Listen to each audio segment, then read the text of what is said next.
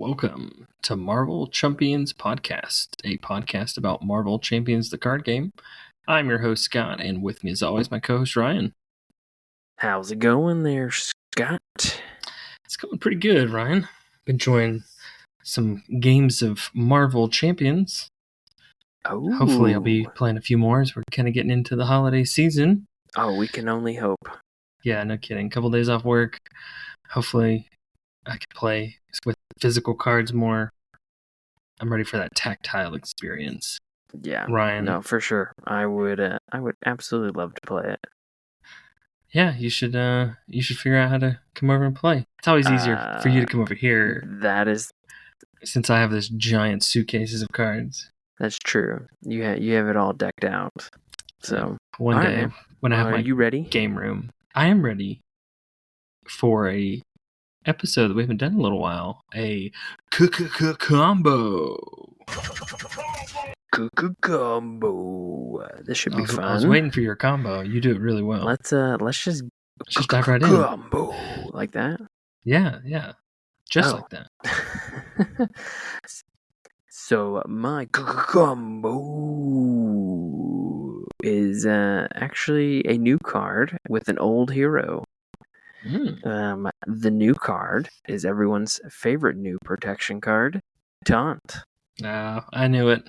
And yeah, I knew you knew it. I love it. I mean, I love one way or another the Justice version. The protection Taunt is the villain attacks you. No one else can defend for you, and draw 3 cards. It's a great card draw. But I'm who using are you this pairing with that combo for. That's what I'm about to say. Everyone's favorite hero, Hulk. Right? This is where I need to insert Everyone the crickets. loves Hulk, right?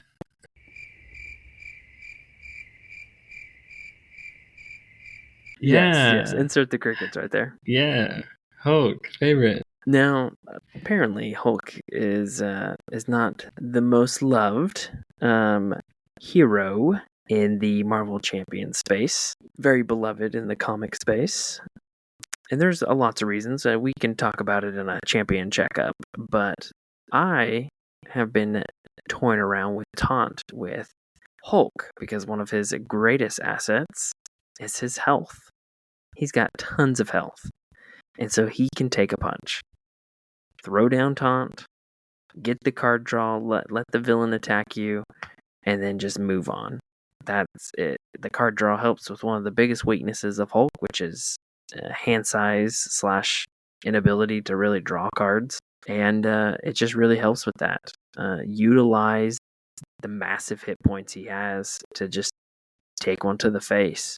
And if you have defensive cards, if you include those in your deck, you can have like Defiance, 0 cost, throw it down, prevent the boost to doing more damage, or even worse, the boost abilities that can like stun Hulk. That really just dampers his ability. So it's a pretty interesting combo. Maybe that can help revitalize a little bit of love for Hulk and some of his assets. Yeah, that would make him a little more viable, having more resources or cards to be able to play. Does Hulk have a way to stun the villain? He doesn't. Wah. No, he does not. Yeah, kind of a big loss. But he is a genius, so you can use like ingenuity to help with some resource generation, which makes Taunt even that much cheaper because it's only 1 cost. And he has a retaliate card upgrade, right? Yes, he has Immovable Object, which gives him more hit points, and Retaliate. So it just really combos with that very well. And so, I mean, you can deck build however you want. You can make him a protection hero, like very defensive, and you can utilize that Taunt card play. Or you can just like do the opposite and not do defense at all and go all offense and do a bunch of redding with a bunch of the protection cards like Leading Blow, What Doesn't Kill Me, and of course the basic Limitless Stamina is very helpful. to just basically ready every single turn over and over again, do as much damage, take a punch to the face, draw more cards, do more readying. It can be a pretty good little cycle. But don't thwart with him. He's not great at thwarting. You mean a thwart of 0 is not good? That's what I hear on the street. 0 is taking nothing off of the schemes. Oh, dang. Yikes. I mean, have you used this combo yet with Hulk? I've been playing around with it. It's been only in solo situations, so I'd like to see how it does in a team situation, but this combo can lead to a lot of damage, especially I think a big thing with Hulk is just getting the right cards at the right time. So if you can get like Hulk Smash and his Limitless Strength card, so you know you're going to be able to play it, play Taunt, get punched in the face, draw more cards, see what other options you have, and you're doing 10 plus damage easily. You're taking out, at least in solo, you're taking a entire stage of a villain in one shot. That's a unique and interesting concept you pose there.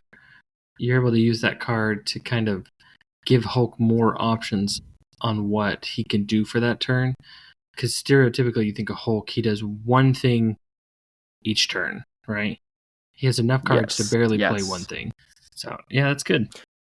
Yeah, that's one way that I've played Hulk is just basically throwing a bunch of 3 cards, and you just play the best 3 card you can.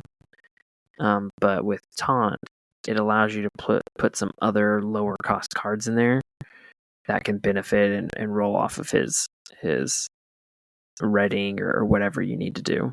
So nice. Is that combo fantastic?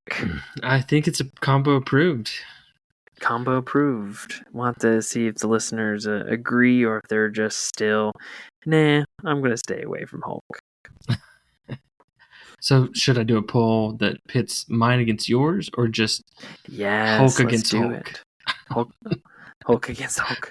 We'll do Hulk, Taunt. We'll do your combo, and then we need to have a third option like we did Mullet. Well, I'll have to think of it while you do yours. All right. So my combo is a little bit of a slow burn setup, but when you're ready to use it, you're going to have an amazing turn. Amazing. All right. And it's going to slice and dice through some of the villains or big, strong minions that stand in your way. And it is with, drumroll, X-23. I've been playing some X-23 and trying to make her better. And if you've not played her, she is very basic attack, kind of centered. That's what so my combo is trying to get that basic attack as high as I can and attack as many times as I can. The nice thing about my combo is it's not aspect locked. You can play it at any aspect because the 2 cards that I want to focus on are both basics. So we'll talk first with our long setup. And we got to run back a little bit in the past to a hero pack of Quicksilver. And in Quicksilver's hero pack, he had a card called Adrenaline Rush. 1 cost upgrade. Hero action, discard Adrenaline Rush. Your hero gains +1 attack till the end of the phase. So you get that for the whole phase. Don't have to worry about per attack. It's just there with you. And then another card that I really enjoyed that came out of the Psylocke pack is Directed Force. So when your hero makes an attack with the keyword Overkill, Piercing, or Ranged, that attack deals 2 additional damage, max 1 per attack. So if you have multiples and you're attacking multiple times, they all get better. But hopefully you can get at least 1 good attack with this. So I'm not great at math, but we have a base attack of 1 with X-23. Before we play this, we want to have Adamantium Lacing, her 1 cost upgrade that gives her 2 hit points, 1 Retaliate, and her basic attacks gain Piercing. That Piercing keyword is what we need. And then we're ready. So hopefully you've thinned your deck down some, and you have at least one copy of Claw Mastery in your hand, and you play it. Claw Mastery, max 1 per round. Until the end of the round, you get +2 attack. And her attacks gain overkill while Honey Badger isn't playing. So there's just another way you can use the directed force if you needed it. So, 1 basic attack, +2 from Claw Mastery. I'm at 3. I'll go ahead and use X23 Claws to take 2 damage and exhaust it to get +2. Now I'm at 5.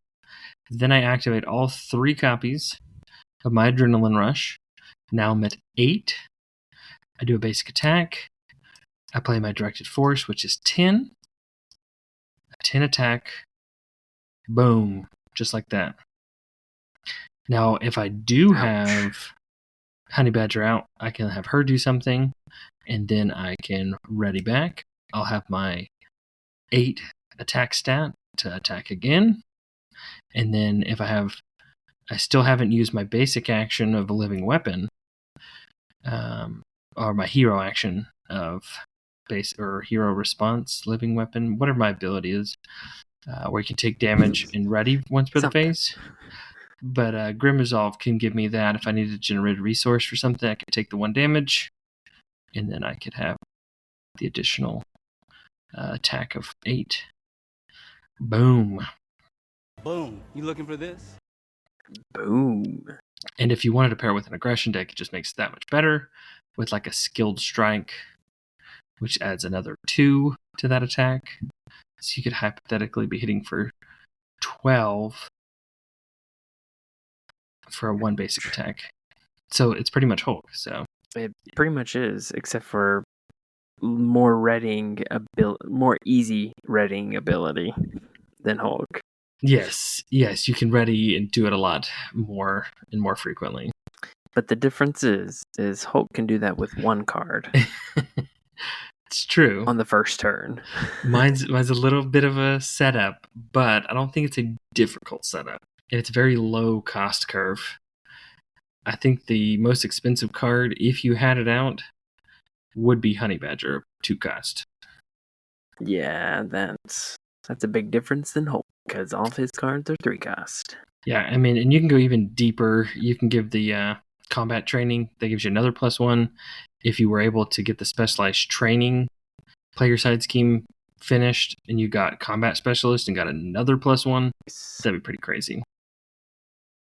So, if it's a slow burn game, I think it would benefit maybe doing a multiplayer game with that. I think it'd be a little more difficult in a single or solo game, but I definitely think it's doable.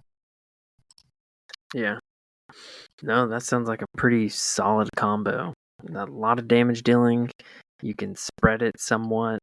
It's pretty solid. And if you just attach it to aggression has even more opportunities for you to be able to do stuff and do more damage. So there's even more crazy combos you can do with that. Yeah, I really like that they're basic too.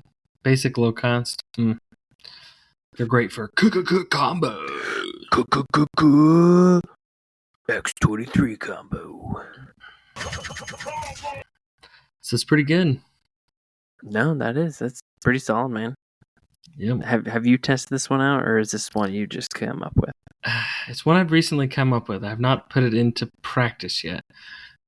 So don't hate on me, but it's definitely a viable untested combo.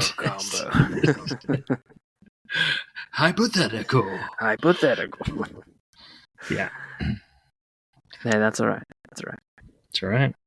So. All right. Well, I think we're going to segue into a Chatting with Chumps segment right here. Cool. All right, Ryan. It's time for another segment of our Chatting with Chums. Chatting with Chums. Yeah. So, Ryan, from time to time, we'll throw out a poll or two or try and get some interaction with our fans and the community. That's what I hear the word on the street is. Yeah, and I just wanted to kind of take a second and take a look at some of those and talk about some of the results that we got. So I figure we'll right. jump right in and look at back in episode 17 was our Deadpool preview. Ooh. One of the polls that we hung out there was, do you like playing a Rush character? And it was a little split. Nobody selected they like playing a Rush character if chimichangas were involved. Oh, well, I'm not sure what's going on with that. That's the number one answer. But the majority of folks said that they did not like to play a Rush character. What are your thoughts on a Rush character? I think Rush characters are more appealing for solo players. Okay. But I think in a multiplayer game, I think it can become more difficult for Rush.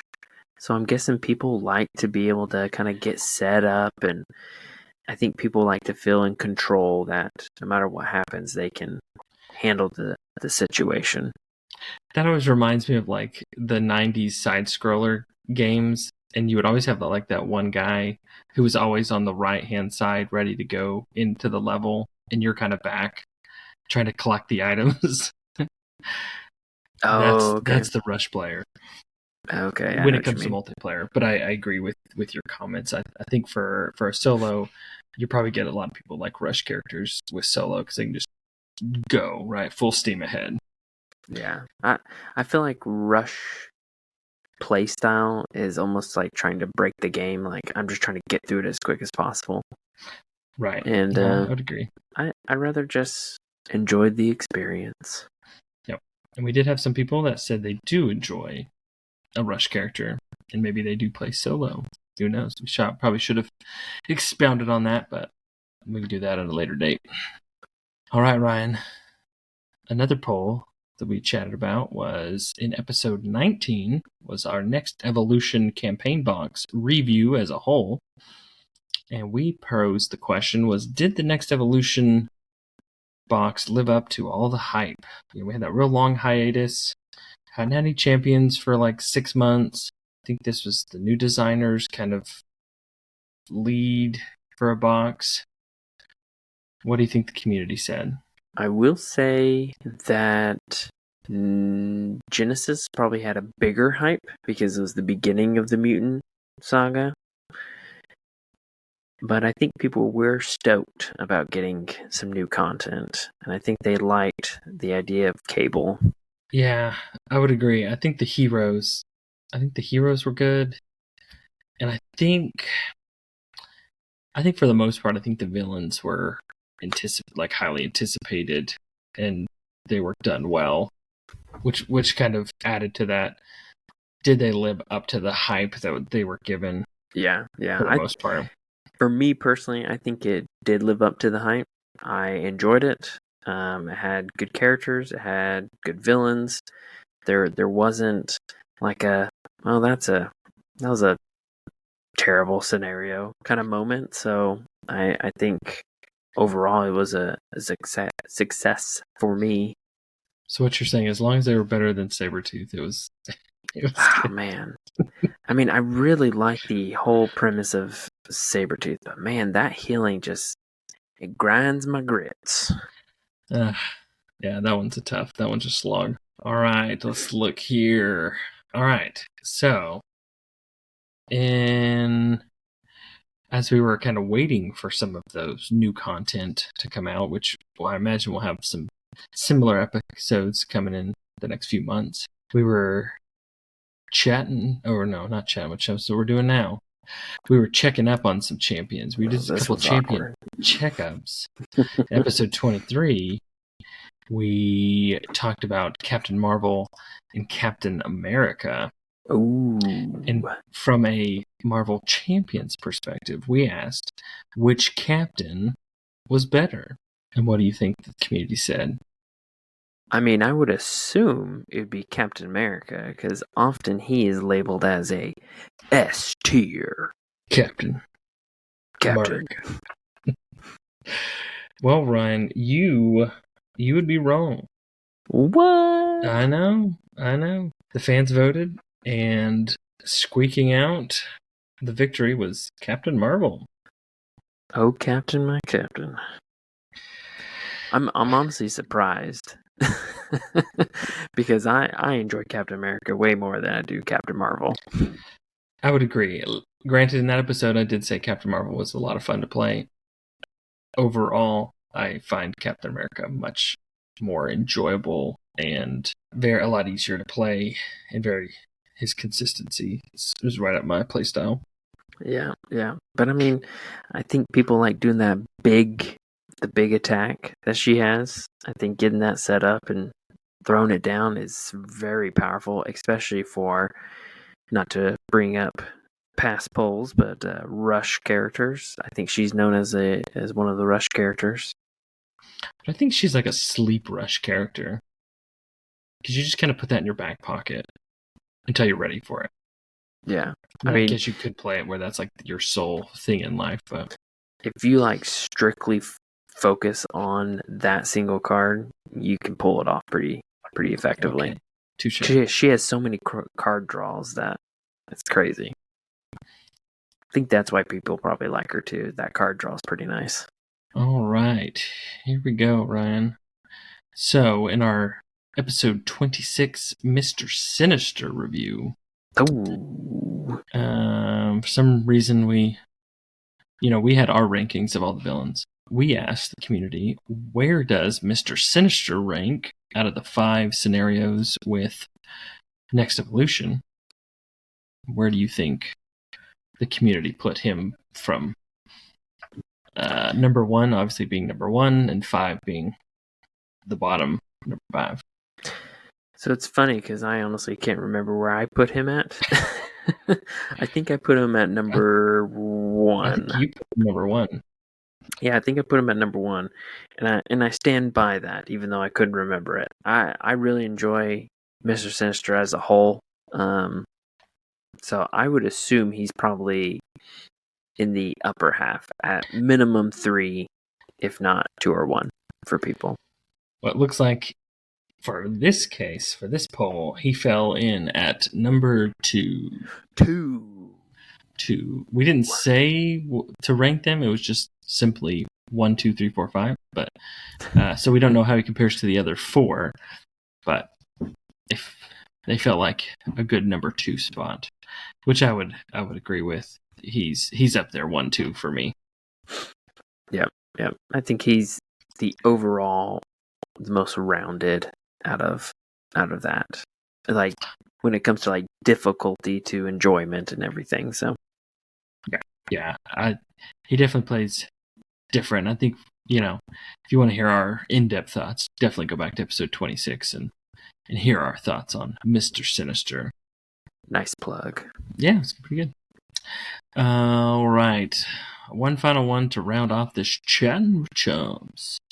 Episode 30, not too long ago, we asked, it was our Age of Apocalypse hero preview, and we asked which character from the Age of Apocalypse box, Bishop or Magic, was everybody a little more excited or looking forward to more? What do you think the community said? Total guess. I'm just going to be very neutral and say it's probably split. Well, like most mystic characters, people like mystic characters. The darn mystic. Overwhelming majority is looking forward to Magic. Of course. I mean, she does look pretty boss. She does. Yeah, be able to jump in limbo and play with the top card of her deck flipped up. It's pretty, yeah. Seems like it's going to be pretty fun to play with. Yeah, I think she's going to be pretty strong. I think Bishop looks a little bit more intimidating up front. Yeah, with his whole resources and stereotypically, you only have a few resources in your deck. Mm-hmm. I think he's going to not force people, but make people kind of play and think a little differently when it comes to resource cards. Yep. And I don't think we'll truly understand that until we see like a full kit build from from him on how he's going to function, or if there like other cards that's going to make him function better. Yeah. I mean, I'm sure he functions just fine, or they wouldn't have published him, but I'm curious to see how it works out. Yeah, the concept, it'd be nice to see the concept in action. Yep, absolutely. That would be great. Man, I can't believe people liked Magic. And it's like, is it overwhelming Magic? Yes. Very overwhelming Magic. Oh, So, poor Bishop. Poor little Bishop. Just don't get the love. I liked Bishop. That's not cool. I'll probably end up playing him, and then once the campaign comes out. Typically, when we get a box, I purchase it, so therefore I get first dibs. And yes, I know. In this case, I think I'll be with the community and want to play Magic. So, but I've enjoyed all the characters I've gotten to do. So, yeah, I haven't been disappointed. You've been disappointed on the one you chose on one box. But. Yeah, and you segued because I wanted to talk to you about this. So I just opened a can. You did open a can of worms. So the third wave of the Infinity, right? Am I thinking through Mad Titan Shadow? Yeah, that's number 3. It was like the 3-part of the trilogy. Yes, I felt like that was the weak point for that overall. There was some box? shining point. The wave as a whole. The wave as a whole. Okay. Yeah, I think as a community, those heroes are kind of some of the more forgotten or overlooked. You've got your like Nebula and Vision and who else was in that? Valkyrie. Some War Machines. War Machine, right? They're good and they're fun to play, but they're not going to be winning popularity contests inside of Marvel Champions. I think you're right. I think popularity-wise, at least, correct. They are. That is the weakest wave, probably. And then the 2 box characters, in my opinion, were some of the weakest characters. Oh, from wow. a box. Sorry, hot take. if you say that on some of the forums, people will go berserk because Adam Warlock apparently is crazy broken with the right deck. Yeah. Hey, if it's not for you, it's not for you. So my real question, right? My playstyle is different from others. Everyone likes their playstyle. Do you think? Because we don't know anything except for the 2 heroes going into this wave. Oh, I see. Do you think this wave, being the kind of the cap, that 3rd part of the trilogy, do you think we'll see a repeat? Or do you think because of the potential character selections that they have to pick from, that they shouldn't have the same issue? I think that is an excellent question. I'm glad you brought that up, Scott. Welcome to my office, or welcome to my TED Talk. That's what I should have said. Your chump talk. Here we go. The chump talk. I think that the hero selection for the Mad Titan Shadow was a little more rough. I think they picked some, I don't want to say lesser known heroes out of Warlock, Spectrum, Nebula, Vision, Valkyrie, War Machine. Was there someone else? Nope, there was just 6 in that way. I just don't think they were that popular, and as like the game itself, some of them aren't seen as shining heroes in the community. Like, people play them and stuff, but they're not ones that people are raving about, except for maybe Adam Warlock on a particular deck.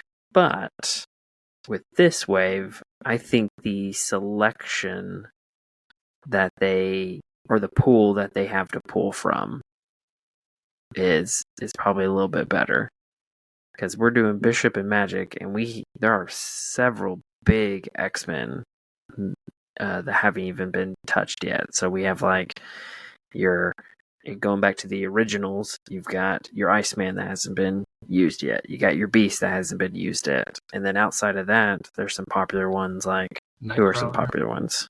I'm asking Nightcrawler. you, like, who's the popular ones? Nightcrawler. Nightcrawler's a popular one. Iceman. Do we say Iceman already? Yeah, I already said Yeah, Iceman. Beast, yeah. I think Emma Frost could be in there. I think she's fairly popular.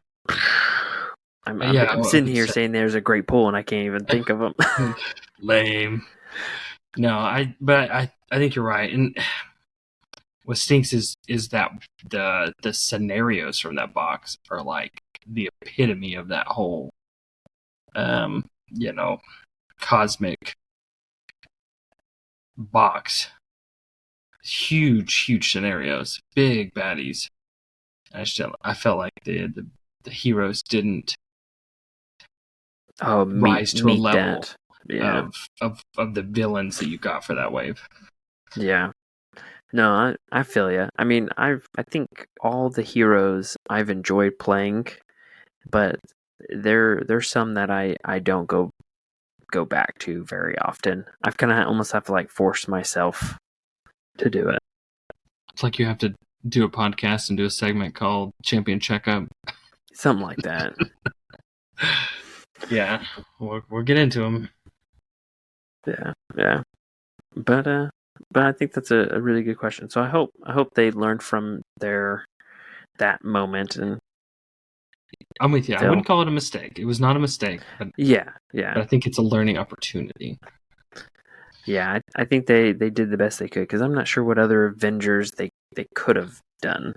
Right, unless you went like even more obscure, right? Yeah. And I think because Nebula was in there, there's also a little bit of Guardians, but I think she was the only Guardian other than Adam Warlock that was in that wave. I think the rest were Avengers. Yep. So I'm not sure who else you would have put in there. Maybe you could have done a Mantis. But again, she's kind of on that lower end. Yeah. Unless you kind of dug out some person who was like, oh, he was a member of the Guardians, or she was a member of the Guardians for that, 3 comic book storyline. Yeah. What was the wave that came after that? It was the Champions wave, right? Yeah, that's where they broke it up. The Spider-Man and the Champions. Yeah. I think that was a good wave. Yeah. That was one that's also interesting, because I feel like there's a lot of characters that aren't as popular in that one, but I think the heroes themselves played better with the community. I would agree. Yeah, because a lot of people know like the whole Spider-Verse stuff, but like, how many people really knew like a Penny Parker, or Ghost Spider's really only gotten popular in the past 5-6 years, anyways. Yeah. So. Yeah, those 2 waves are very interesting. Now that we're reflecting on it. Yep. So I'm excited to do Champion Checkup for those. For the Mad Titans wave or the Sinister Motor wave? Well, for both, but I think Mad Titan will be interesting to go back to. I agree too. I think with the card pool that we have now, 2 waves, 3 waves post that, it will be interesting to see maybe what some of those have improved based off of aspects. Cards that could benefit them. I was actually thinking about it today. I was looking at Valkyrie and with the current card pool, and see what we can how we can make her better. We haven't gotten any more Asgard cards since then, have we? Not off the top of my head, but we probably have gotten something. Yeah. All right.